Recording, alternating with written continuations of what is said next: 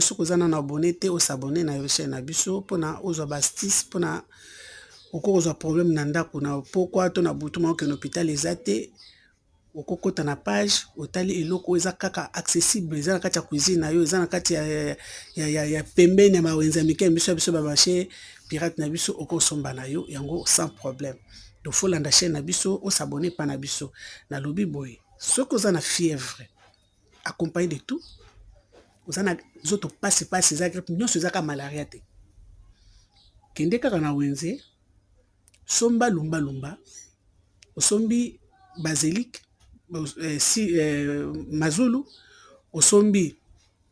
bulukutu osombi sinda osombi kanyoka osombi feuille de diaka na lingala kimi likambo te bokomona kaka na makasa wana ozwi yango nyonso sokoli malamu otie yango na moto bokotia mai na mbezir ya bakisi nyonso mwe bakanga yango ba 500 donc okotia na nyonso wana okotia au moins 2 litres d'eau tika yango na moto etoka pendant 10 minutes 10 à 15 minutes okitisi tango avant okitisa yango ozwi ti ordinaire ti ya poussière